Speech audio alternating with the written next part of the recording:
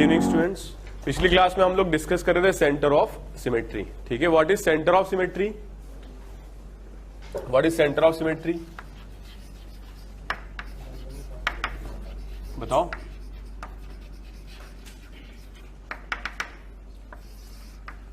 बताइए। किसी भी मॉलिक्यूल में अगर कोई ऐसा पॉइंट है जिसके अबाउट हर एक एटम को एग्जैक्टली आइडेंटिकल मिरर इमेज मिलती है, जैसे फॉर एग्जांपल ये मॉलिक्यूल है, तो इस मॉलिक्यूल में ये जो पॉइंट है इसके अबाउट ये दोनों इक्वल डिस्टेंस पर है और ये दोनों भी इक्वल डिस्टेंस पर है। ठीक है, तो ये जो पॉइंट है ये इस मॉलिक्यूल का क्या है? Centre of symmetry. बताया था आपको। तो इस तरीके से मॉलिक्यूल में अगर कोई पॉइंट प्रेजेंट है तो उसको हम क्या बोलेंगे? COS। ठीक है, कई सारे मॉलिक्यूल्स हो सकते हैं, जैसे न्यूमैन प्रोजेक्शन में अगर हम देखें तो आप ये बताइए कि क्या इस मॉलिक्यूल में कोई COS है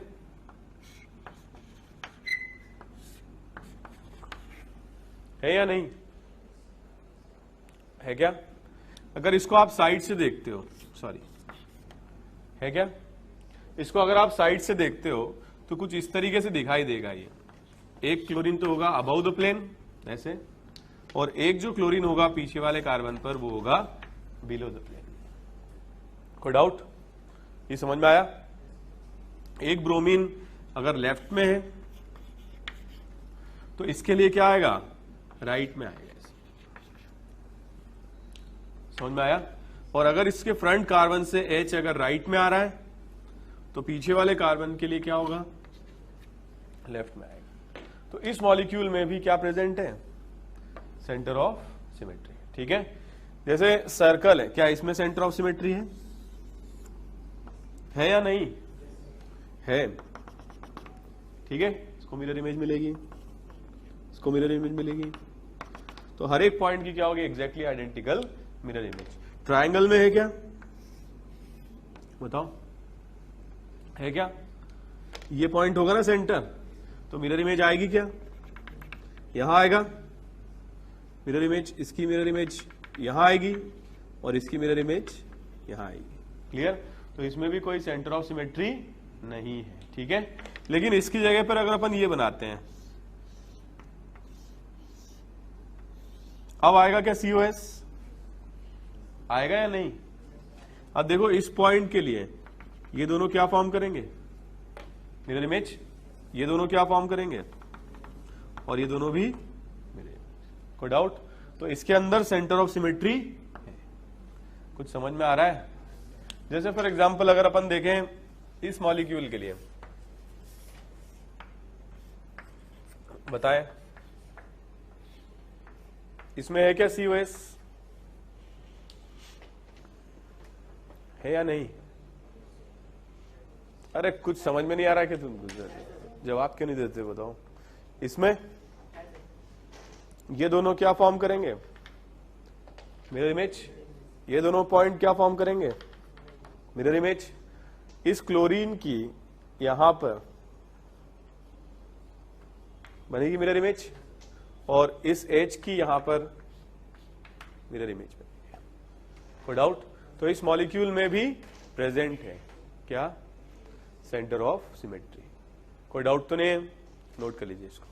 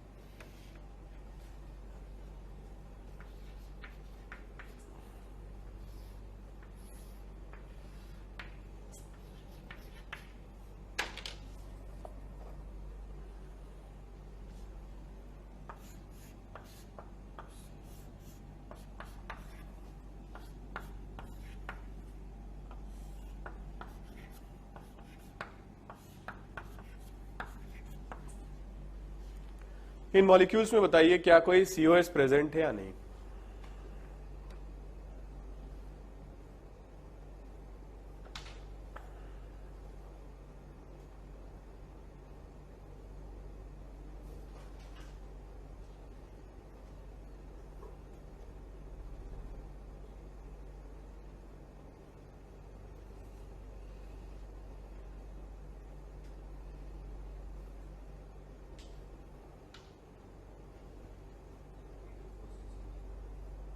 हो गया?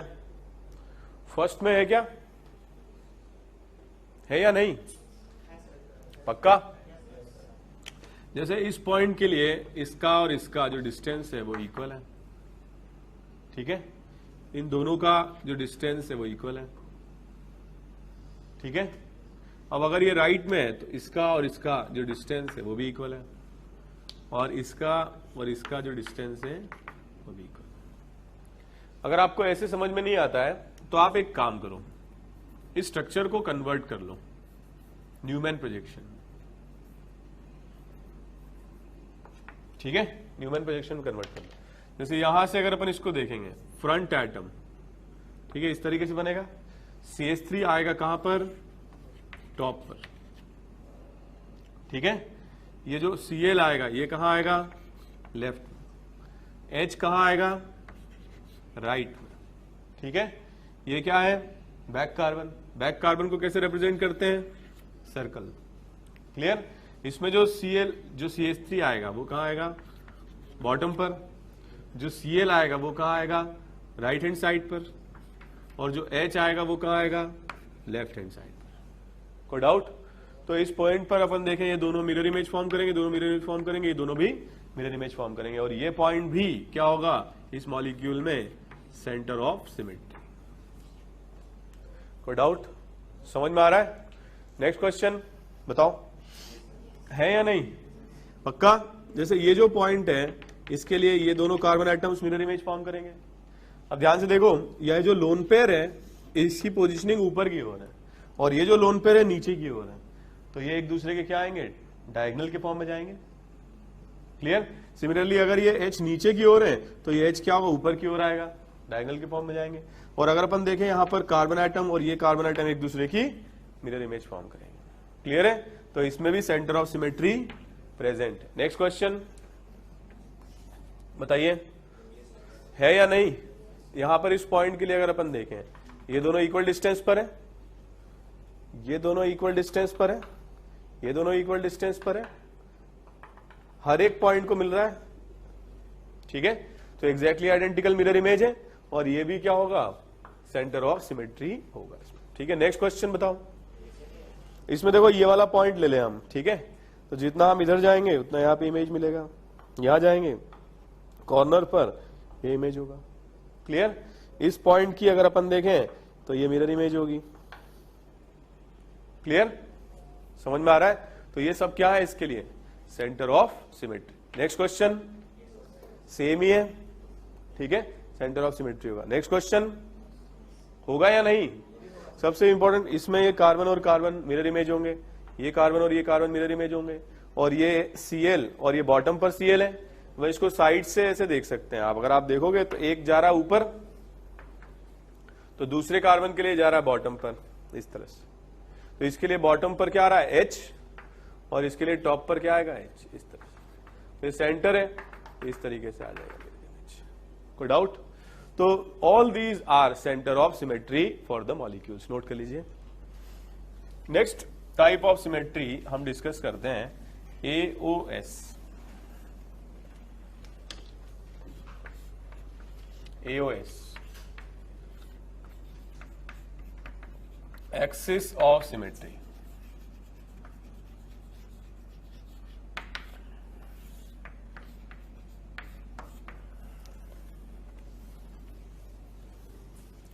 Axis of symmetry CN। आ रहा है समझ में? इतना सन्नाटा क्यों है भाई? सन्नाटा नहीं। ओके, तो देखो ऐसा है, मैंने क्लास लगाई थी, आपको आना चाहिए था। डिस्कशन क्लास लगाई, मतलब लगाई। प्रॉब्लम आ रही तो मुझसे बात करो। अब आओगे ही नहीं क्लास में तो कैसे काम चलेगा? जैसे अगर अपन एक्सिस ऑफ सिमेट्री की बात करते हैं, अगर हमारे पास ये इक्विलैटरल ट्रायंगल है,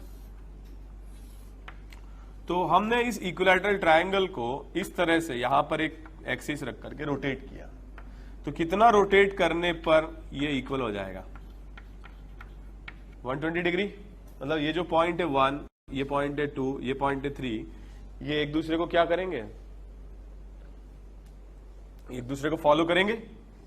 मतलब हम इसको रोटेट कर रहे हैं इस एक्सिस से, कैसे? ऐसे घुमा के। तो इस तरह की जो एक्सिस होती है ऐसी, जिसकी डायरेक्शन होती है ऐसे, परपेंडिकुलर टू द प्लेन, कौन सी एक्सिस? ऐसी, वो क्या कहलाती है? स्टेयरिंग वाली एक्सिस। कौन सी कहलाती है? स्टेयरिंग वाली एक्सिस। ठीक है, तो हम इसको रोटेट करेंगे 120 से, तो क्या होगा? ये जो थर्ड वाला पॉइंट है, इसको मान लो मैंने ऐसे घुमाया क्लॉकवाइज, तो ये जो थर्ड वाला पॉइंट है ये तो आ जाएगा यहाँ पे, फर्स्ट वाला जो पॉइंट है ये आ जाएगा यहाँ पर, जो सेकंड वाला पॉइंट है ये आ जाएगा यहाँ पर। क्लियर है? और ये दोनों क्या होंगे? आइडेंटिकल। ओके, भाई 1 2 3 तो मैंने डाले हैं, ठीक है, तो ये दोनों क्या होंगे? आइडेंटिकल होंगे। तो कितनी बार 360 डिग्री में ये स्ट्रक्चर रिपीट होगा? 3 बार। तो इसको बोलते हैं हम n, और n क्या होगा? 360 degree rotation divided by 120 degree. Clear? तो n कितनी बार रिपीट होगा? 3 बार। तो अगर n की वैल्यू 1 से ज्यादा है तो हम इसे क्या बोलते हैं? Axis of symmetry. What is axis of symmetry? बताओ। It is defined as an axis about which, if the molecule is rotated, the structure repeats itself more than one time. ठीक है? When we rotate it by 360 degree, if the structure repeats itself more than one time, then that axis is known as the axis of symmetry. Note करो, axis of symmetry is defined as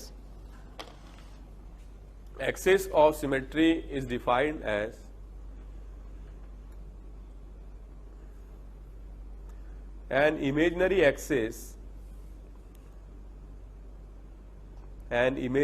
axis about which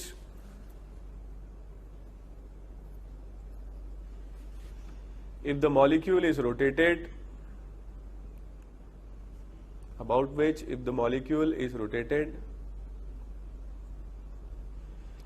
the structure repeats itself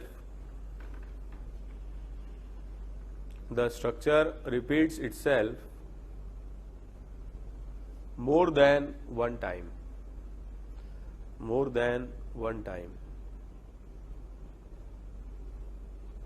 ठीक है, तो इस axis को क्योंकि 3 बार repeat हो रहा है, तो इस एक्सिस को हम बोलेंगे जिससे रोटेट करने पर ये रिपीट हो रहा है, C3। What is 3? 3 represents the number of times the structure repeats itself when we rotate it by 360 degree. कोई डाउट? तो ये वाली जो एक्सिस जिससे हम ऐसे रोटेट कर रहे हैं, इसको बोलते हैं हम स्टीयरिंग वाली एक्सिस। कौन सी एक्सिस है? स्टीयरिंग वाली है। एक और एक्सिस है इसके अंदर, इसी मॉलिक्यूल में एक और एक्सिस है। समझ में नहीं आ रहा है क्या आप लोगों को? सबको समझ में आ रहा है? तो मैं बोल रहा था कि इसमें एक और एक्सिस है, ठीक है। जैसे अगर अपन इस एक्सिस से रोटेट करें, एक्सिस समझ रहे हो, ये लाइन है, वर्टिकल लाइन, ठीक है। तो इससे अगर अपन इसको घुमाएं, कैसे?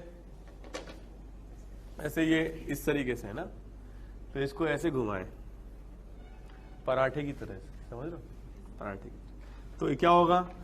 तो भी ये स्ट्रक्चर रिपीट होगा। भाई ये जो पॉइंट है यहां आ जाएगा, वो तो वही रोटेट होगा, तो ये जो स्ट्रक्चर है ये ऐसा बन जाएगा। तो ये वाली जो एक्सिस है इसको हम क्या बोलते हैं? The paratha axis. और इसका नाम क्या होगा? सी। कितना रोटेशन करने में रिपीट होगा? 360 डिग्री डिवाइडेड बाय 180। 180 से घुमाया ना आपने, तो नाम क्या हो जाएगा इसका? C2। समझ में आया? So there are two axis of symmetry, पहली स्टीयरिंग वाली C3 और दूसरी पराठे वाली, कौन सी? C2 पराठा। लिख के मत आ जाना एग्जाम में, option E paratha axis. Note करो इसको।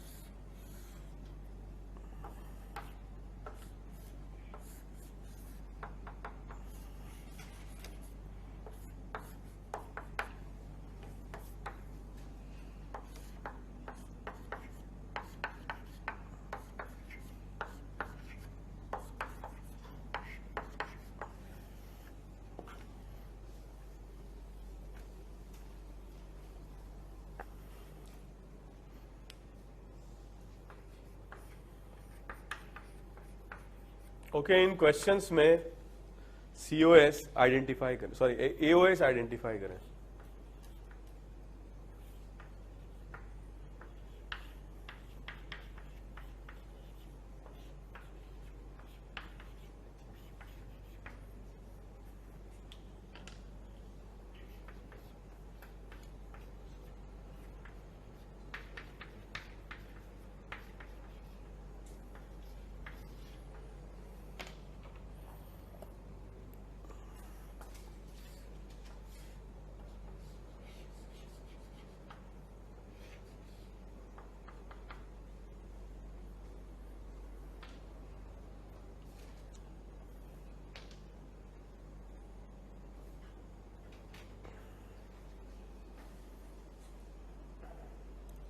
ओके, स्टार्ट करें।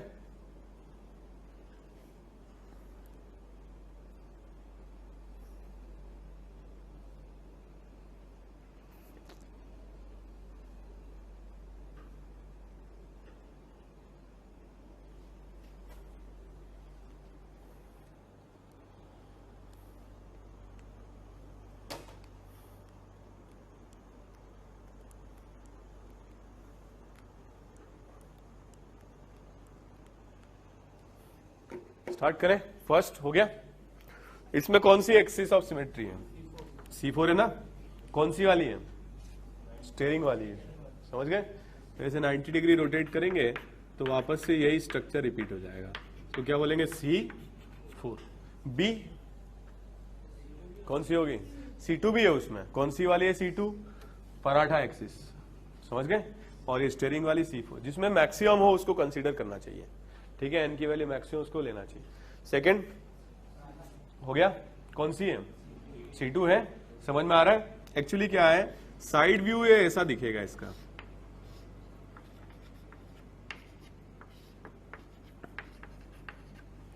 ठीक है, तो जैसे अगर अपन इसको रोटेट करते हैं तो ये CH3 घूम के कहां चला जाएगा? पीछे चला जाएगा। क्लियर? ये जो CH3 है ये रोटेट करके पीछे चला जाएगा और ये CH3 घूम के आगे आ जाएगा। क्लियर? कोई डाउट? समझ में आया? तो इसमें कौन सी एक्सिस होगी बताओ? C2, नाम पराठा एक्सिस। क्लियर? थर्ड इसमें होगी क्या? सोच के बताओ, है कि नहीं एक्सिस ऑफ सिमेट्री? है क्या? अबे दो CL आ रहे हैं, इसमें भी दो CL आ रहे हैं। अच्छा है कि नहीं एक्सिस? अब इसको तुम साइड से ऐसे देखो, यहां पर क्या है? CL टॉप पर है और यहां पर क्या है? CL बॉटम पर है। तुम घुमाओगे तो ये इसकी जगह पर आ जाएगा और ये इसकी जगह पर आ जाएगा। आ जाएगा कि नहीं? अच्छा, अब आगे अगर आप देखोगे राइट साइड में H है और इसके भी राइट में H है, तो रोटेट करके एक दूसरे को रिप्लेस कर देंगे। और इसके लेफ्ट साइड में CL है और इसके लेफ्ट साइड में CL है, तो ये भी एक दूसरे को रिप्लेस करके, ठीक है, सिमिलर हो जाएंगे। तो अगर आप देखोगे तो इनमें भी एक्सिस ऑफ सिमेट्री होगी ये वाली, और इसका नाम क्या होगा? C2। कोई डाउट? समझ में आया? थोड़ा सा क्या ऑब्जर्व करना पड़ेगा, अगर आप ऑब्जर्व नहीं कर पाते हो तो फिर आगे दिक्कत आएगी। आप क्लियर है? ये पक्का? ओके, आगे बढ़ते हैं। इसमें कौन सी एक्सिस है? इसमें एक तो ये वाली एक्सिस है, एक दूसरे को सब्स्टिट्यूट करेंगे, C2 पराठे वाली, और एक और ये वाली एक्सिस भी है इसमें। ठीक है, कौन सी वाली एक्सिस है? इस तरह से रोटेट करेंगे, साइड वाली।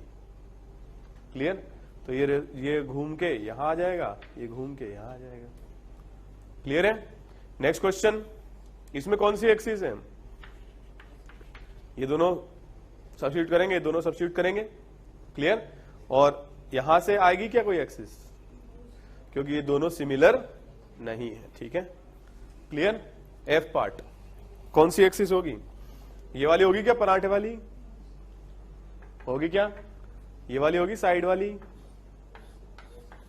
ये वाली एक्सिस होगी। ये दोनों एक दूसरे को सब्स्टिट्यूट करेंगे, ये दोनों एक दूसरे को सब्स्टिट्यूट करेंगे। ठीक है? नेक्स्ट क्वेश्चन होगी क्या? कौन सी होगी? C2 होगी। कौन सी वाली होगी? पराठे वाली। कोई डाउट तो नहीं है? तो इस तरीके से हम एक्सिस ऑफ सिमेट्री मॉलिक्यूल्स में आइडेंटिफाई करते हैं और आगे और भी मैं आपको क्वेश्चन दूंगा जिसमें आपको खुद से आइडेंटिफाई करना पड़ेगा एक्सिस ऑफ सिमेट्री, ठीक है।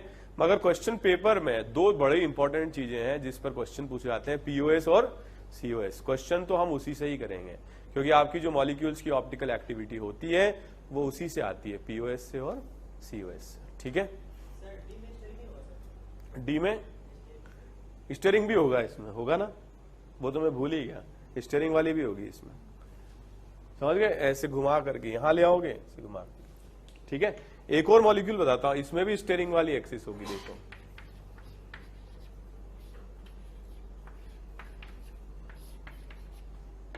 होगी। वैसे इस पॉइंट के अबाउट अगर अपन घुमाते हैं यहां से तो ये पॉइंट घूम के यहां आ जाएगा, वैसे सीएल घूम के यहां आ जाएगा, तो ये वाली जो पॉइंट है इसके अबाउट एक्सिस क्या होगी, C2। ये कौन सी एक्सिस है, जब भी ऐसे बनाया हुआ है समझ लो कौन सी है, स्टीयरिंग वाली है, या ऐसे बनाया हुआ है एंटी क्लॉकवाइज स्टीयरिंग वाली है, समझ में आया। ऐसे वर्टिकल बनाया हुआ है मतलब पराठे वाली है, इसे घुमा रहे हैं इसको, और ऐसे हॉरिजॉन्टल बनाया हुआ है, समझ गए ना, पराठे वाली, उसे साइड वाली है। कोई डाउट, क्लियर। ये पानी की बॉटल है, ठीक है। इस पानी की बॉटल में कौन सी एक्सिस है, ऐसे रखता हूं तो पराठे वाली है क्या ये, बस साले यहाँ आ जाएगा, नहीं है ये। और कौन सी है, साइड वाली है ना, ऐसी ऐसे रोटेट करेंगे तो सेम आ जाएगा। अब ऐसे रख दिया तो कौन सी वाली है, आगे ना पराठे वाली एक्सिस, ऐसे रख देंगे तो स्टीयरिंग वाली हो जाएगी, समझ गए। कोई डाउट, पियोगे पानी किसमें, हाँ चारों एच है। C4 कैसे होगा बताओ, पहले वाला नहीं, ये इसको सब्स्टिट्यूट कर ही नहीं सकता, नहीं ऐसे नहीं आएगा, कर ही नहीं पाओगे। 190 से रोटेट करने पे कहां आ रहा है, नहीं आ रहा है ना कभी भी, तो 90 से रोटेट करने फिर C4 कैसे आएगा, ठीक है। आगे बढ़े, एक और क्वेश्चन देता हूं मेरे को। जैसे इस मॉलिक्यूल में आप बताइए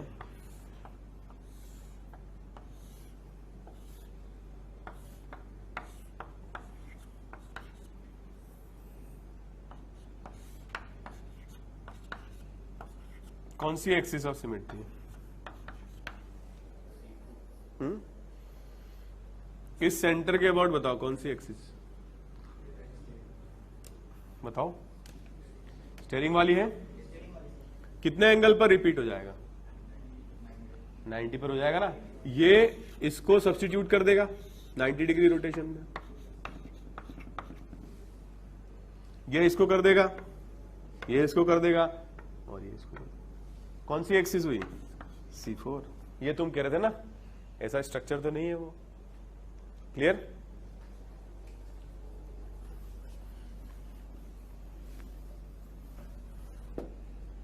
okay, so this is AOS। Next हम डिस्कस करते हैं AAOS, alternate axis of symmetry.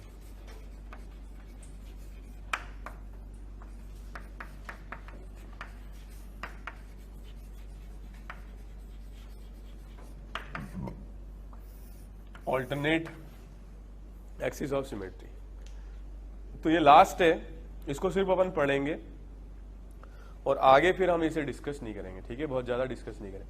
Alternate axis of symmetry एक बहुत सिंपल सी बात है, बहुत सिंपल तरीके से समझेंगे इसको। जैसे फॉर एग्जांपल हमने ये मॉलिक्यूल लिया जो कि ट्रांसफॉर्म है,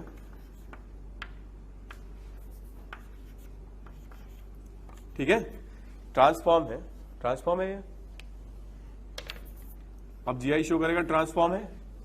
अब मैंने इस एक्सिस से, पराठे वाली एक्सिस से इसको रोटेट किया, कितने एंगल से, 180 डिग्री से इसको रोटेट किया।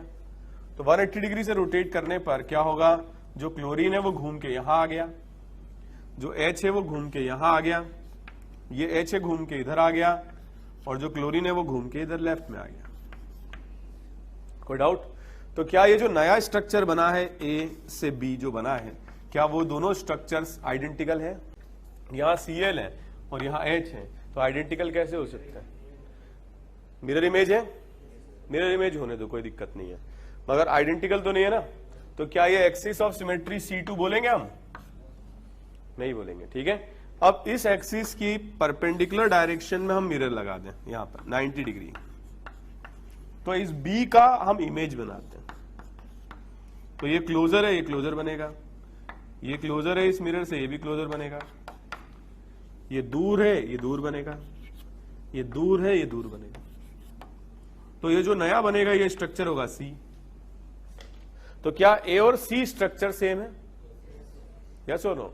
तो पहले अगर आप किसी एक्सिस से रोटेट करें तो जो नया स्ट्रक्चर बन रहा है वो सेम नहीं है, लेकिन उस एक्सिस के परपेंडिकुलर डायरेक्शन में मिरर लगाने पर जो मिरर इमेज आ रहा है बी और सी का, वो अगर सेम हो जाते हैं तो इस एक्सिस को हम एक्सिस ऑफ सिमेट्री नहीं बोलते हैं, क्या बोलते हैं? Alternate axis of symmetry. और इसको हम रिप्रेजेंट करते हैं किससे? एस से। कितने डिग्री से रोटेट करने पर सेम आया? 180।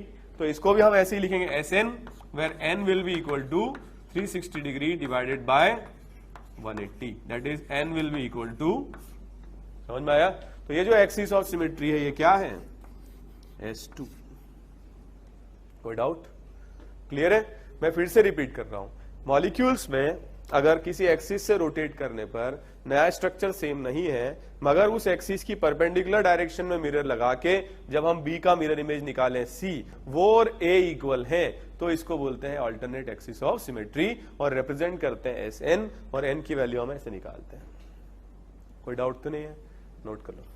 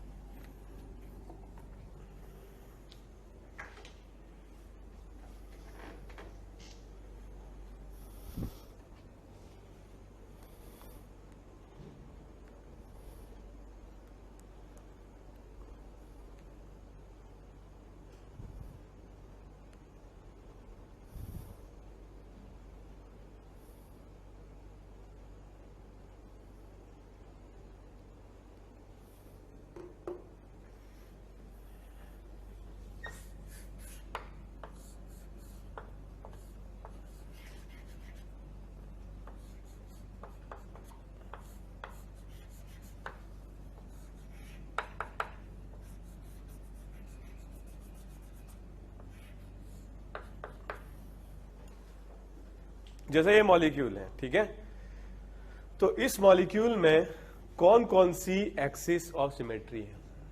सबसे पहले हम सी चेक करें, एक्सिस ऑफ सिमेट्री, ठीक है। कितने एंगल से रोटेट करने पर यही स्ट्रक्चर रिपीट होगा? इसका मतलब समझ रहे हो, ये जो बनाए हुए हैं, ठीक है, 120 पर, क्योंकि ये आउट ऑफ प्लेन है, ये आउट ऑफ प्लेन है, आउट ऑफ प्लेन, ये इन द प्लेन है, इन द प्लेन है, इन द प्लेन। तो अगर आप 120 से रोटेट करोगे तो ये स्ट्रक्चर वापस आ जाएगा। कोई डाउट? क्लियर है? तो इसमें, इस मॉलिक्यूल में कौन सी एक्सिस ऑफ सिमेट्री है? C3, ठीक है, स्टेरिंग वाली, ठीक है ना। पराठा भी है, पराठा छोड़ो अभी, वो C2 होगी तो C3 तो आ ही गया। अब हम चेक करते हैं ऑल्टरनेट एक्सिस ऑफ सिमेट्री। अब जैसे मान लो कि इसको मैंने 60 से रोटेट किया, ठीक है, तो 60 से रोटेट किया, ये स्ट्रक्चर बन गया, ये वाला पॉइंट यहां आ जाएगा, ये पॉइंट यहां आ जाएगा,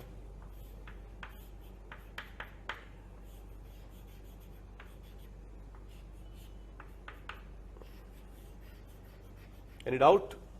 इस तरीके से आ जाएगा, ठीक है। तो क्या ये दोनों सेम है? कितने एंगल से रोटेट किया? कैसे? स्टीयरिंग की तरह। तो ये जो A है और ये जो B है, क्या ये सेम है? नहीं। इसका मतलब ये एक्सिस ऑफ सिमेट्री नहीं है। अब किस एक्सिस से आपने घुमाया था? इससे घुमाया था, तो इसकी परपेंडिकुलर डायरेक्शन में मिरर रखेंगे आप, समझ रहे हो। अब अगर आप मिरर रखते हो तो क्या होगा? यहां पर मिरर रखना पड़ेगा सामने, क्लियर। जैसे फॉर एग्जांपल मैं आपको दो कलर से बताता हूं, ये आपके पास में दो डिफरेंट चॉक कलर्स, ठीक है। अब आप इसकी मिरर इमेज बनाते हो, जैसे मैंने ये लिया है यहां पर, तो दिस इज मान लो आउट ऑफ प्लेन, यहां सामने मिरर लगाया, तो ऐसी मिरर इमेज आएगी क्या? इसकी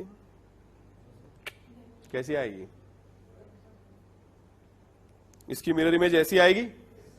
तो ये वाला जो ग्रुप्स हैं, जो प्लेन मतलब जो मिरर के क्लोज होंगे वो उसके क्लोज ही होंगे, और जो दूर हैं उनकी मिरर इमेज में भी वो दूर चले जाएंगे। एक्चुअली मिरर यहां ऐसे रखा हुआ है मॉलिक्यूल, ऐसे, तो जो बॉन्ड्स आपको आउट ऑफ प्लेन दिख रहे हैं उनकी मिरर इमेज में वो एक्चुअली कहां होंगे, पीछे चले जाएंगे, मिरर के क्लोज चले जाएंगे, तो आपकी जो साइट है उससे दूर चले जाएंगे, और जो पीछे होंगे एक्चुअली वो इधर आपके साइड के आगे आ जाएंगे। आया कुछ समझ में? क्लियर है? तो मिरर हम यहां लगा रहे हैं परपेंडिकुलर डायरेक्शन में। तो जब आप इसकी मिरर इमेज बनाओगे तो कुछ ऐसी बनेगी। ये इन द प्लेन है तो इसकी मिरर इमेज आ जाएगी आउट ऑफ प्लेन है। ये आउट ऑफ प्लेन है तो मिरर इमेज आ जाएगी इन द प्लेन।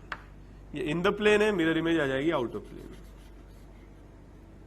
क्लियर? ये आउट ऑफ प्लेन है, mirror image in the plane. ये इन द प्लेन है, mirror image out of plane. ये आउट ऑफ प्लेन है, mirror image in the plane. ऐसा ये बन जाएगा सी। क्लियर? और ये जो ए और सी है ये क्या है, सेम है।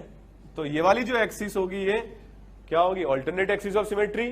नाम क्या इसका होगा, S 360 degree divided bye 60 degree, कितना हो जाएगा, एस 6। कोई डाउट? तो इस तरीके से हम डिफाइन कर सकते हैं alternate axis of symmetry. Note कर लीजिए इसको।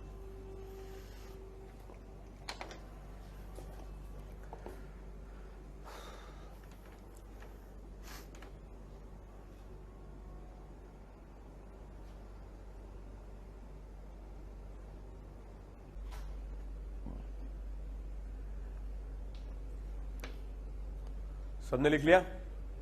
अब देखो ऐसा है, मॉलिक्यूल्स को, क्योंकि मॉलिक्यूल्स होते हैं सारे 3 डायमेंशनल, तो मॉलिक्यूल्स को पेपर पर तो बना नहीं सकते, हमें तो 3 डायमेंशन बनाने पड़ेंगे। तो पेपर पर रिप्रेजेंट करने के लिए 3D मॉलिक्यूल्स के वेरियस प्रोजेक्शंस यूज किए जाते हैं, जिनमें से एक प्रोजेक्शन हमने पढ़ा था, कौन सा था, न्यूमैन प्रोजेक्शन। लेकिन सिर्फ न्यूमैन प्रोजेक्शन यूज नहीं होते हैं, कई और प्रोजेक्शंस भी हैं जो यूज होते हैं। तो न्यूमैन प्रोजेक्शन को दूसरे प्रोजेक्शंस में कैसे कन्वर्ट किया जाता है ये हम डिस्कस करेंगे। इसके अलावा जो यूज होते हैं वो होते हैं सॉ हॉर्स प्रोजेक्शन। पढ़े? सुना है कभी? फिशर प्रोजेक्शन सुना है? और वेज डैश प्रोजेक्शन। ठीक है? जैसे फॉर एग्जांपल अगर आपके पास ये न्यूमैन दिया हुआ है,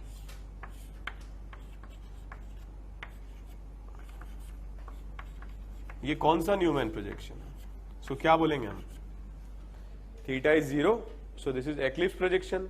इस एक्लिप्स प्रोजेक्शन से हम क्या बना सकते हैं, सॉ हॉर्स। ठीक है, ध्यान देना, this is front carbon and this is back carbon. तो हम इस तरीके से इसको रिप्रेजेंट करते हैं, ये फ्रंट है, ये बैक है। फ्रंट कार्बन का जो CH3 है वो टॉप साइडेड है, और जो बैक कार्बन का CH3 है वो भी क्या है, टॉप साइडेड है। कोई डाउट? अब इसमें हम ऐसे बना लेते हैं, जो हाइड्रोजन एटम है फ्रंट कार्बन से जुड़ा हुआ वो राइट साइड में है। सिमिलरली जो बैक कार्बन का हाइड्रोजन एटम है वो भी राइट साइड में है। जो फ्रंट कार्बन का Cl है वो लेफ्ट साइड में है। जो सेकंड में फ्रंट बैक कार्बन का जो Cl है वो भी लेफ्ट साइड में। तो इसको हम बोलेंगे क्या, सॉ हॉर्स। जानते हो ना सॉ हॉर्स क्या, हॉर्स जानते हो आप? और सॉ लकड़ी का घोड़ा। ठीक है, तो ये इसका हेड है, ये इसकी 4 टांगे हैं, और ये इसकी पूंछ उठा रहा है। तो कोई दिक्कत? तो इसको हम बोलते हैं सॉ हॉर्स प्रोजेक्शन। इसके बाद हम इसमें फिशर प्रोजेक्शन में भी इसको कन्वर्ट कर सकते हैं। जो हम फिशर बनाते हैं तो इस तरीके से हम बनाते हैं इसको। ठीक है, तो ये जो प्लस साइन में जो सेंटर है ये रिप्रेजेंट करता है कार्बन एटम। जैसे ये वाला जो कार्बन है ये क्या हो गया, फर्स्ट। पीछे वाला जो कार्बन है ये हो गया सेकेंड। इस तरह से कोई डाउट? अब इससे फर्स्ट से ऊपर क्या जुड़ा हुआ है, CH3। तो यहां पर भी ऊपर हम क्या बनाएंगे, CH3 के सामने वाले कार्बन पर क्या है, CH3। राइट साइड में क्या है, H। सामने क्या है, H। लेफ्ट में क्या है, Cl के सामने क्या है, Cl। आ गया समझ में? कोई डाउट? क्लियर है? अब इसमें वेज डैश अपन बाद में बनाते हैं। अगर मान लो कि आपको एक्लिप्स फॉर्म की जगह पर क्या दिया जाए, स्टैगर्ड फॉर्म दिया जाए, तो बना सकते हो क्या? अजी बना सकते हैं। दिस इज स्टैगर्ड फॉर्म, तो थीटा क्या होगा इसमें, 60। तो इसके लिए हम सॉर्स बना सकते हैं। ध्यान दीजिए, ये फ्रंट कार्बन है, इससे जुड़ा हुआ है CH3 टॉप पर, पीछे है कार्बन, नीचे है CH3। राइट साइड में क्या है, H, लेफ्ट साइड में क्या है Cl, पीछे वाले कार्बन के राइट साइड में क्या है H, लेफ्ट साइड में क्या है Cl। समझ में आया? इस तरीके से हम सोहर्स बना सकते, फिशर बना सकते हैं क्या? एक बात का ध्यान रखना, स्टैगर्ड फॉर्म का कभी हम फिशर नहीं बना सकते। ये तो तभी बनेगा जब ये इक्लिप्स है, तभी तो सामने बता पाओगे। यहाँ तो सामने कुछ है ही नहीं, हवा है पीछे, तो इसका कभी भी फिशर फॉर्म नहीं बनेगा। आया समझ में? तो ये भी घोड़ा है, ये भी घोड़ा है, इसको थोड़ा समझ गए, गर्दन मरोड़ दी है, ठीक है, इस तरीके का घोड़ा। वेज डैश बना सकते हो, जैसे ये जो कार्बन आइटम्स हैं इनको हमने ऐसे प्लेन में रिप्रेजेंट कर लिया, ओके। अब ये वाले जो बॉन्ड्स हैं जो वर्टिकल हैं उनको हम प्लेन में बनाते हैं, CH3, और यहां पर भी आ जाएगा प्लेन में CH3। कोई डाउट? जो राइट में आ रहा है उसको हम ऐसे बनाते हैं वेज पोजीशन। वेज पोजीशन जानते हो? इसको बोलते हैं कमिंग आउट ऑफ प्लेन, ठीक है, वेज पोजीशन। यहां पर क्या आएगा? यहां पर भी H, ठीक है। और जो ये लेफ्ट में आ रहा है इसको बनाते हैं हम डैश पोजीशन। डैश पोजीशन जानते हो? इस तरीके की पोजीशन डैश होती है, क्लियर? तो लेफ्ट में क्या आ रहा है? क्लोरीन, और इसमें भी क्या आएगा? Chlorine. It is much similar to sawhorse, बहुत कम यूज करते हैं क्योंकि सोहर ज्यादा कन्वीनियंट है, ठीक है। इसके बाद अगर हम इस प्रोजेक्शन को बनाते हैं, ठीक है, इसको बनाते हैं स्टैगर्ड को, ठीक है, तो इस तरीके से बनाएंगे। कार्बन और ये कार्बन आइटम में एक वर्टिकल CH3 अप, एक वर्टिकल CH3 डाउन, ये प्लेन में बना दिए, समझ रहे हो? दोनों वर्टिकल है ना, एक अप है और सेकंड वाले पर क्या है? डाउन है। हाँ तो बोलो, आवाज तो कुछ है ही नहीं। खाना खाते हो? ठीक, तो इसमें क्या होगा? राइट हैंड साइड में हम इसको बना लें H, इसमें राइट हैंड साइड में हम इसको बना लें, कोई डाउट? लेफ्ट हैंड साइड में यहां क्या आ जाएगा? यहां पर लेफ्ट हैंड साइड में क्या आ जाएगा? बन गया, क्लियर? तो इस तरीके से हम इसका क्या बना सकते हैं? वेज डैश फॉर्म बना सकते हैं। कोई प्रॉब्लम किसी को भी? कॉपी कर लीजिए इसको।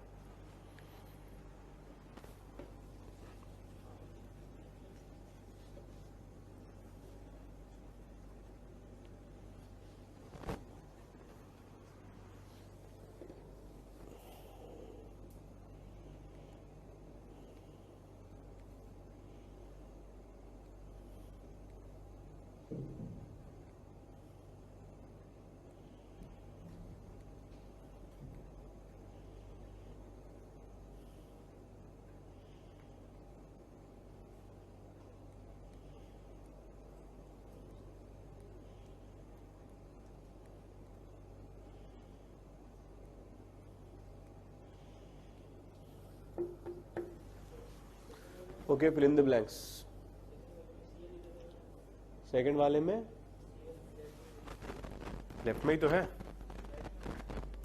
क्यों? सेकंड वाले में Cl लेफ्ट में है इसके रेस्पेक्ट में, ऊपर वाले में लेफ्ट।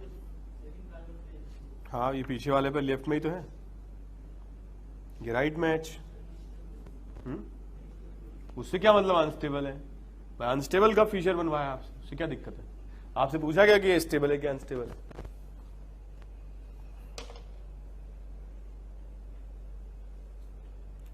पूछा क्या? जब पूछेंगे तब बताना। ये कंप्लीट करो।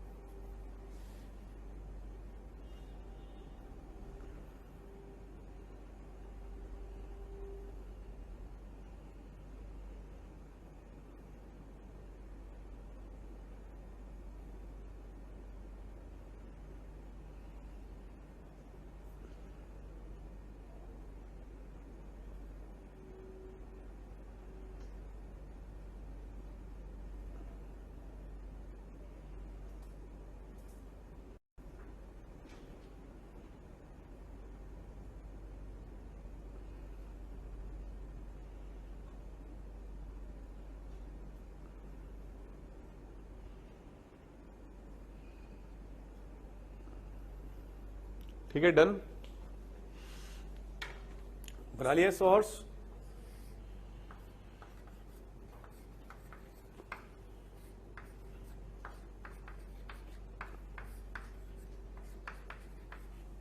Okay, Fischer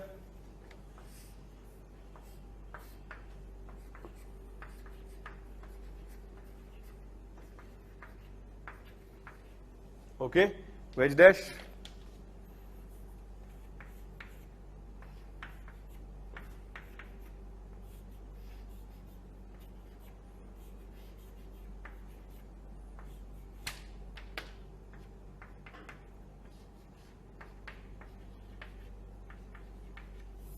okay, any doubt? Okay, इसमें बताओ न्यूमैन बन जाएगा?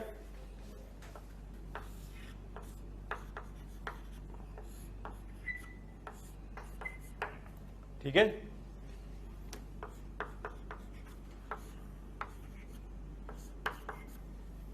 ओके, समझ में आ रहा है?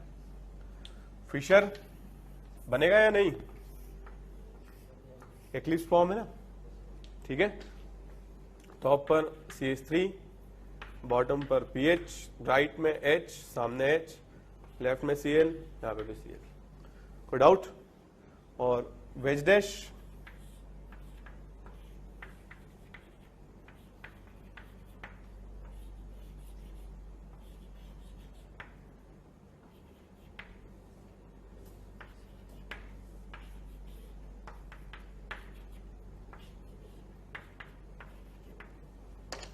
ठीक है, कोई डाउट? ओके, नेक्स्ट इसके लिए हम बना सकते हैं न्यूमैन। टॉप पर PH, राइट में H, लेफ्ट में Cl, ठीक है। सामने PH, राइट में H, लेफ्ट में Cl, ठीक है। सो हॉर्स PH, टॉप पर PH, राइट में H, राइट में H, लेफ्ट में Cl, लेफ्ट में Cl। कोई डाउट? वेज डैश बना लोगे? इसके जैसा ही होगा, इसमें कर लोगे कन्वर्जन। सो इस फॉर्म में मतलब जो स्ट्रक्चर्स हैं इनको हम क्या कर सकते हैं, इंटर कन्वर्ट कर सकते हैं, और ये कन्वर्जन करना आना चाहिए, बहुत इंपॉर्टेंट है, क्योंकि इसी के बेसिस पर हम आगे भी डिस्कस करेंगे। POS COS आपको खुद से भी बताने होंगे, ठीक है। कई क्वेश्चन मैंने कराए, कई सारे और दूंगा मैं आप लोगों को, जिसमें आपको प्रैक्टिस करनी पड़ेगी, ठीक है। तो आखिर ये सब अपन ने तामझाम क्यों किया? पीओएस, सीओएस, एओएस, एओएस, ये सब क्यों पढ़ा? न्यूमैन, ये सब क्यों पढ़ा? ऑप्टिकल आइसोमरिज्म में इसकी क्या जरूरत है? What are optical isomers? Optical isomers बहुत टिपिकल आइसोमर्स होते हैं, बहुत टिपिकल मॉलिक्यूल्स होते हैं जिनका मॉलिक्यूलर फॉर्मूला, स्ट्रक्चरल फॉर्मूला तो सेम होता है, मगर जो ओरिएंटेशन है एटम्स का 3D में अलग होता है। और उनकी एक खास प्रॉपर्टी होती है प्लेन पोलराइज लाइट को रोटेट करने की, उसमें डिफरेंस आता है। तो सबसे पहले तो अपन देखें कि ये ऑप्टिकल एक्टिविटी या प्लेन पोलराइज लाइट ये सब क्या होता है, ठीक है? फिर हम डिस्कस करते हैं कि ऑप्टिकल आइसोमर्स क्या होते हैं, ठीक है? तो सबसे पहले हम डिस्कस करते हैं ऑप्टिकल एक्टिविटी। ऑप्टिकल एक्टिविटी, सबसे पहले बताओ मुझे what is light? What is light? Basically light जो है, एनीबॉडी नोज? इलेक्ट्रोमैग्नेटिक वेव, ठीक है? एक्चुअली इसमें क्या होता है, इलेक्ट्रिक फील्ड और मैग्नेटिक फील्ड, इलेक्ट्रिक फील्ड और मैग्नेटिक फील्ड वेक्टर्स एक दूसरे के परपेंडिकुलर ऑसिलेट करते हैं, और जो मूवमेंट होता है लाइट का वो इन दोनों के भी परपेंडिकुलर होता है, इस डायरेक्शन। तो इलेक्ट्रिक फील्ड और मैग्नेटिक फील्ड दोनों की परपेंडिकुलर डायरेक्शन में लाइट का मूवमेंट होता है, ठीक है? तो जैसे इनफाइनाइट प्लेन्स में ये एक क्या है, ये एक प्लेन है, ये रिप्रेजेंट कर रहा है एक प्लेन जिसमें इलेक्ट्रिक फील्ड और मैग्नेटिक फील्ड ऑसिलेट कर रहा है। जब हम इसको पोलराइजर से पास करते हैं लाइट को, तो पोलराइजर से पास करने के बाद सारे जो प्लेन्स होते हैं लाइट के ये डिस्ट्रॉय हो जाते हैं, और एक ही प्लेन में लाइट बचती है।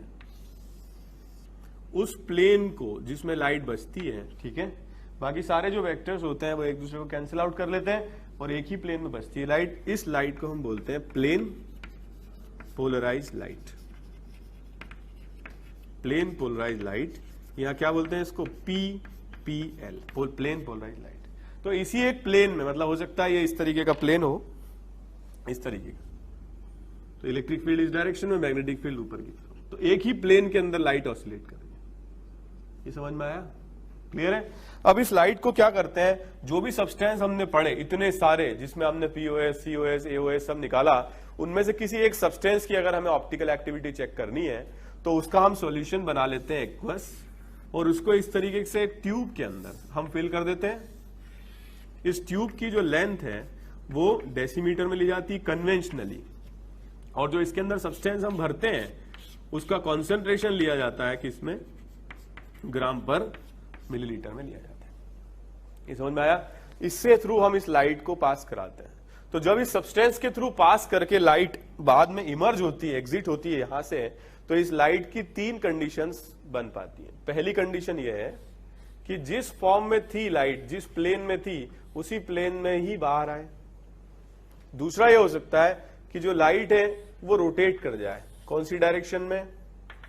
क्लॉकवाइज डायरेक्शन में, लेट्स से थीटा एंगल से रोटेट कर जाए, या फिर लाइट रोटेट कर जाए कौन सी डायरेक्शन में? एंटी क्लॉकवाइज डायरेक्शन में, थीटा एंगल।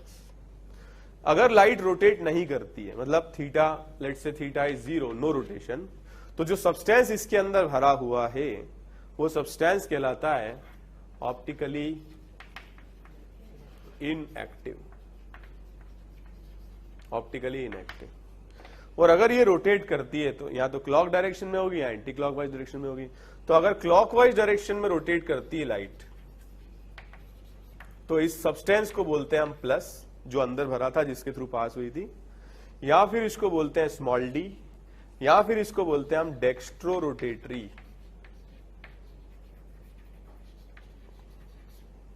अगर एंटी क्लॉकवाइज डायरेक्शन में रोटेट करती है तो क्या बोलते हैं इसको? बताओ। नेगेटिव, या एल, या क्या बोलते हैं? लीवो रोटेटरी।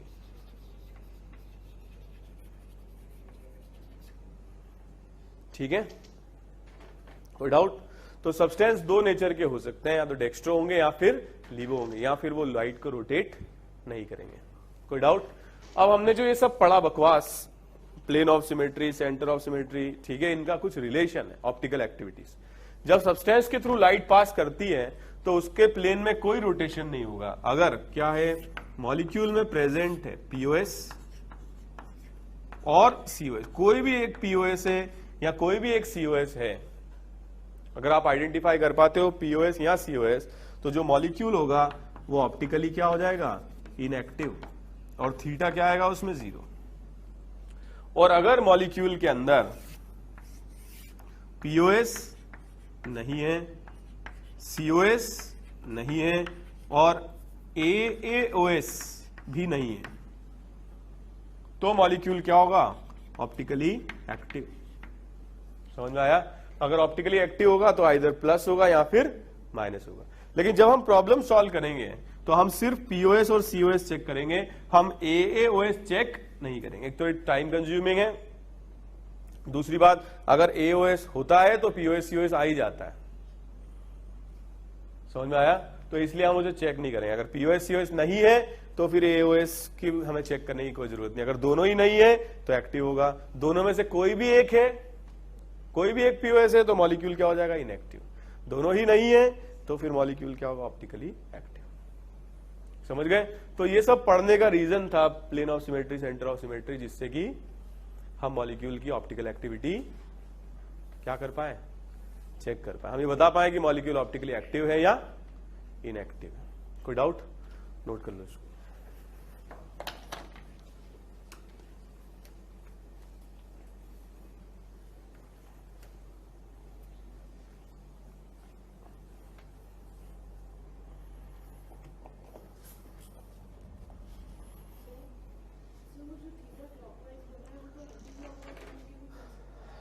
हाँ, बन सकता है। एंटी क्लॉकवाइज कैसे? तो वो तो ऐसा है, आप इस डायरेक्शन में, मतलब ये भी थीटा हो सकता है ना, ये भी थीटा हो सकता है। तो हम क्या करेंगे, कंसंट्रेशन को कम करेंगे। अभी आ जाएगा आपको समझ में। तो कंसंट्रेशन को कम करेंगे तो वो इधर घूमेगा। समझ में आया? अभी पता चल जाएगा। अभी 2 मिनट रुको, आपका आंसर देता हूं, पहले इसको कॉपी कर लो आप लोग।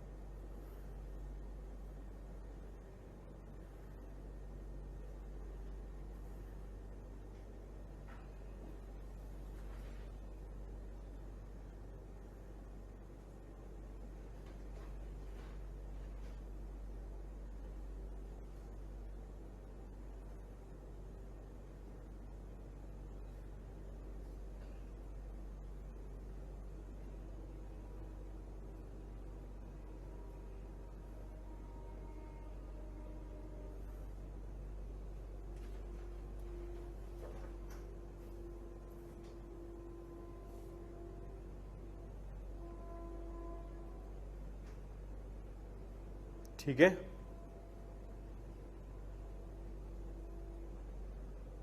लिख लिया?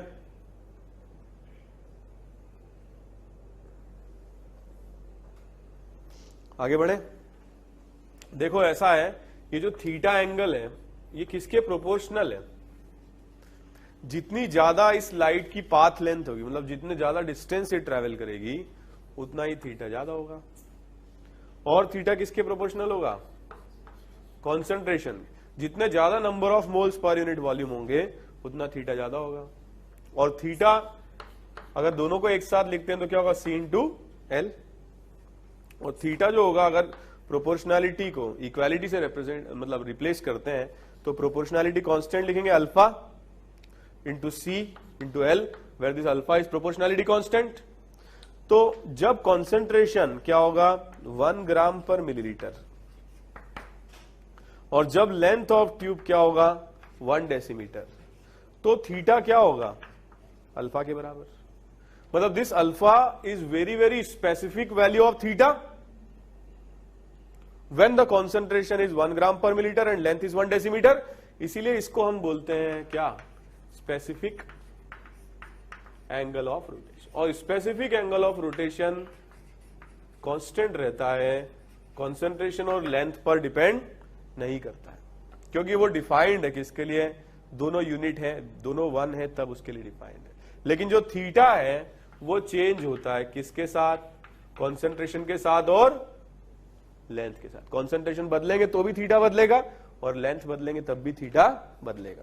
मान लीजिए कि आपको डाउट हो रहा है, वैसे तो क्या है रोटेशन एंगल जो है, मतलब मूवमेंट से भी पता चलेगा कि प्लेन पोलराइज्ड कैसे रोटेट हो रही है, लेकिन अगर आपको डाउट है कि ये थीटा ये वाला है या ये वाला है, तो आप क्या करो, कॉन्सेंट्रेशन को कम करो। कॉन्सेंट्रेशन को कम करोगे थीटा कम होगा। अब अगर मान लो थीटा इस डायरेक्शन में कम हो रहा है तो क्लॉकवाइज है, और थीटा अगर इस डायरेक्शन में कम हो रहा है तो आपने जो लिया था वो गलत लिया था। ये है थीटा और पहले ये रहा होगा थीटा। समझ में आया? मतलब मैं ये कहना चाहता हूं कि जैसे प्लेन ऑफ पोलराइज्ड लाइट का रोटेशन है, और ये आपको डाउट हो रहा है, मान लो कि ये आ गया इतना रोटेट करके, अब मर गए, अब क्या करें, अब तो और फंस गए, क्लॉक है कि एंटी क्लॉक है पता नहीं। मतलब पहले ये था प्लेन, और अब रोटेट करके ये भी देखा जाए तो 180, ये भी देखा जाए तो 180, तो कैसे पता चलेगा? तो थीटा को क्या करें, कम कर लें। आप कैसे कम कर लें? सी से, सी को कम कर लें। अब ये रोटेट करके यहां अगर आ गया, इसका मतलब क्लॉकवाइज रोटेशन रहा होगा। समझ में आया? समझ में आ रहा है? और अगर यहां आ गया तो उधर से घूम के आया होगा, एंटी क्लॉकवाइज। आप समझ गए? आपका डाउट क्लियर हो गया? नोट कर लो।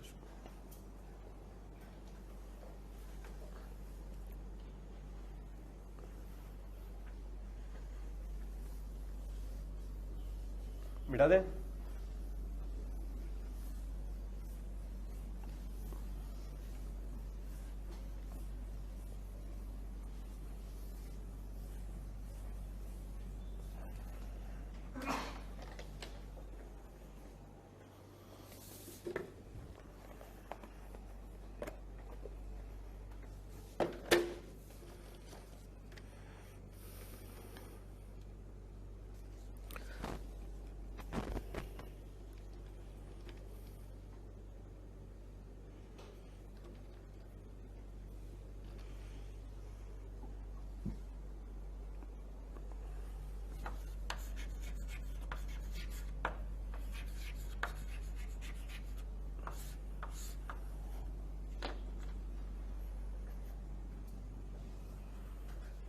ओके, करें स्टार्ट। लिख लिया? अब देखो, मॉलिक्यूल्स कई तरीके के होते हैं, जिनमें से एक बहुत इंपॉर्टेंट पॉइंट है कायरल एटम्स का आइडेंटिफिकेशन। जैसे मान लो एक sp3 कार्बन है जिससे 4 ग्रुप्स एसोसिएटेड, ठीक है? तो ये एक्चुअली क्या होगा, ये कार्बन एटम जिससे 4 ग्रुप एसोसिएटेड है sp3 होगा। एक्चुअली इसका शेप ऐसा तो होता नहीं है, ये क्या होता है, टेट्राहेड्रन होता है, ठीक है? So let's say this is x, this is y, और ऐसे हम बनाते हैं इसको। Let's say this is z and let's say this is w। ये स्ट्रक्चर है, मान लीजिए। समझ में आ रहा है? So this is x, clear? This is y। ये जो बाहर आ रहा है प्लेन से, ये क्या है, z, और ये पीछे जा रहा है, ये क्या है, w। ऐसे भी लिख सकता हूं मैं इसको। ये कार्बन एटम है, जो टॉप पर आ रहा है ये क्या है, ब्लैंक। ये क्या है, राइट, जो लेफ्ट में आ रहा है ये क्या है, ब्लू। समझ में आया? जो बाहर आ रहा है प्लेन से ये क्या है, व्हाइट। और जो पीछे जा रहा है ये प्लेन से, ये क्या है, रेड। क्लियर? ऐसे एटम्स को कायरल एटम्स कहते हैं। कब? जब ये चारों ग्रुप्स क्या होते हैं, डिफरेंट होते हैं। मतलब x is not equal to y, not equal to z, not equal to w, then this atom is defined as chiral atom, और ऐसे स्टार से इसको रिप्रेजेंट करते हैं। ठीक है, व्हाट इज द खासियत ऑफ कायरल एटम? बताओ, व्हाट इज द खासियत of chiral atom? Optically active तो मारो गोली, पहले तो मुझे समझाओ कि क्यों है ऑप्टिकली एक्टिव। इसको मैं अगर यहां से कट करता हूं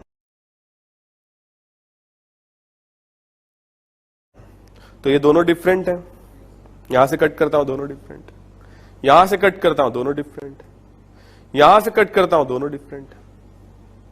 समझ में आया? अगर कोई दो ग्रुप सेम होते तो क्या होता? कोई भी दो ग्रुप अगर सेम होते, जैसे मान लो मैंने ये दोनों सेम ले लिए,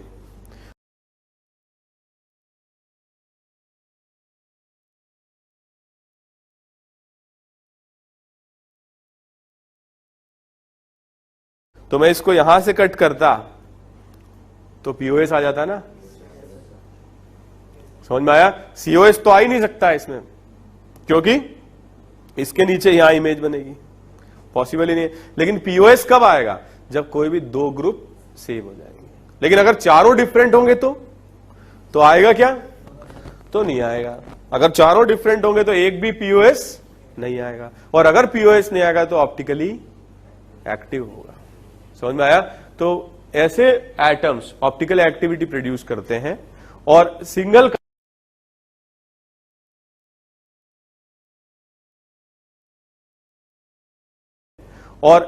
कायरल वाले मॉलिक्यूल्स हमेशा ऑप्टिकली एक्टिव होंगे। सो कायरल एटम्स बेसिकली क्या होते हैं? वो एटम्स जो sp3 है और जिनसे जुड़े हुए चारों ग्रुप्स डिफरेंट हैं। और ऐसे एटम्स कायरल एटम इसलिए होते हैं क्योंकि इनमें कोई पीओएस या कोई सीओएस नहीं होता है। आया समझ में? नोट करो।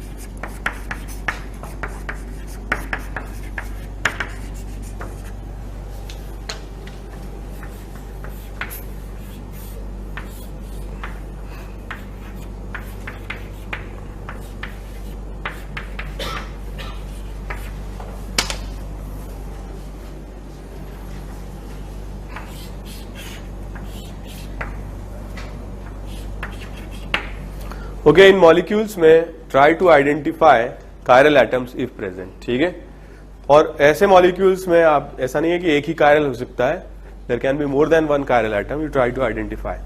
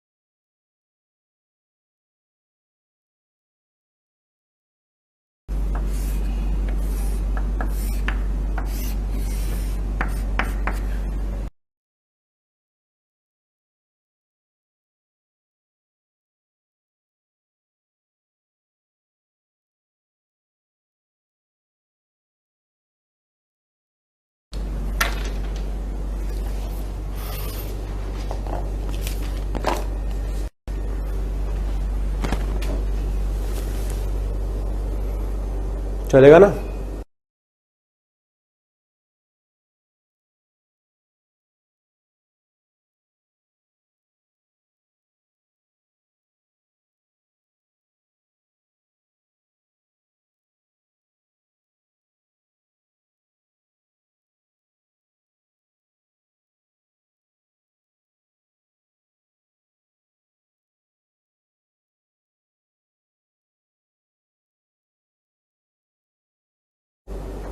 ये पूरा करा ही देते हैं, ठीक है? क्लास भी लेट स्टार्ट हुई थी।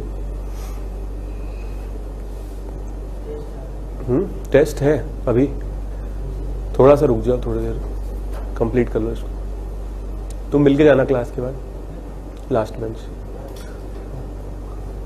ठीक है? तुम भी मिलके जाना।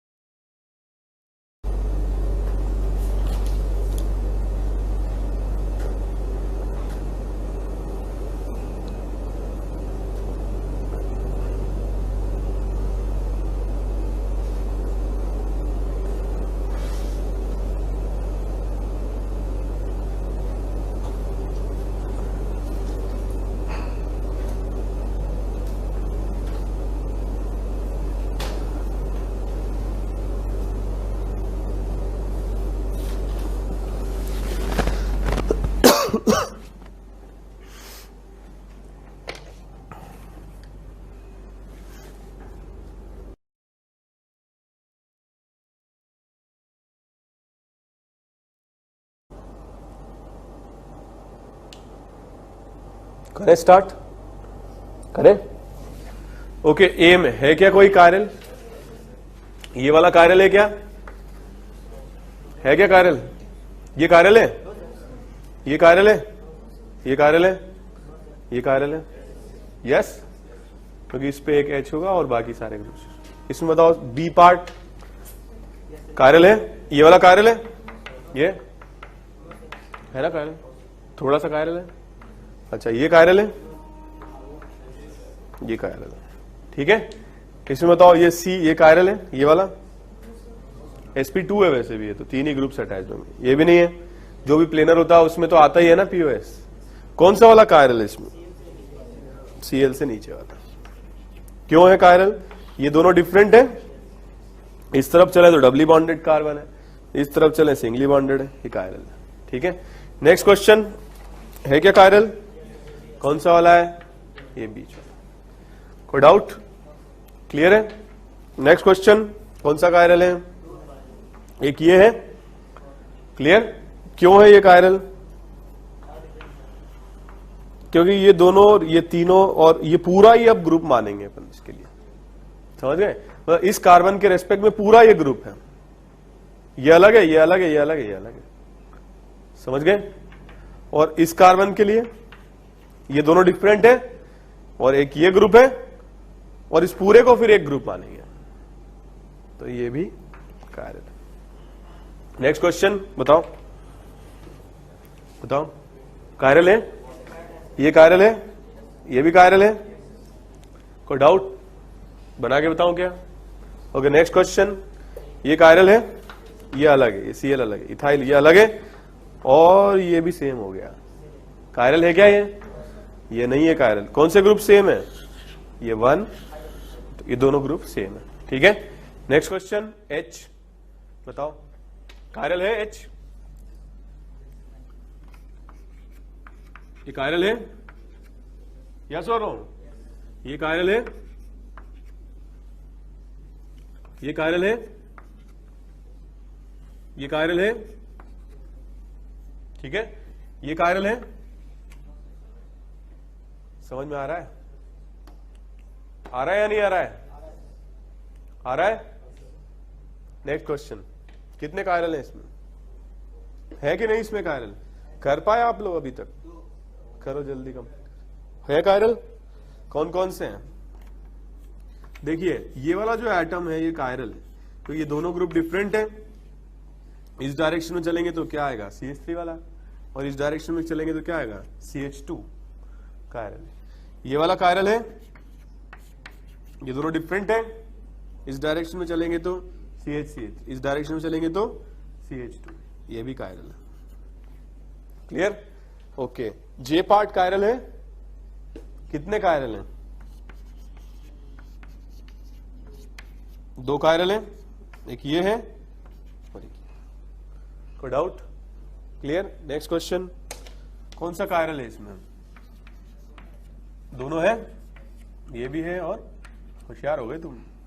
अच्छा इसमें बताओ, ये दोनों डिफरेंट है। ये इथाइल जा रहा है इस तरफ, ये पूरा ग्रुप है, ये कायरल है। ठीक है, इसमें देखें अपन, ये इथाइल जा रहा है इस तरफ, ये साइक्लिक है, और ये भी डिफरेंट, ये भी कायरल है। कोई डाउट? क्लियर?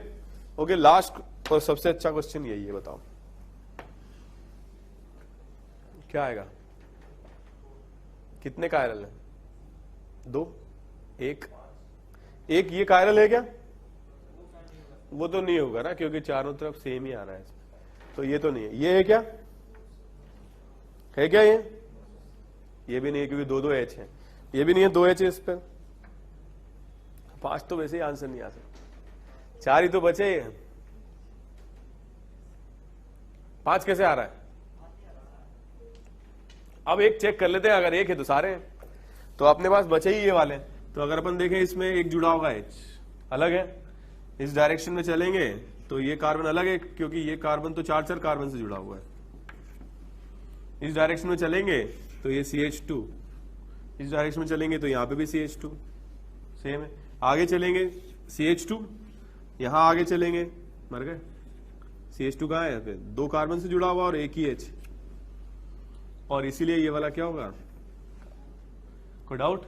एक और तरीका बताता हूं आपको, यहां से एक प्लेन पास करा दो।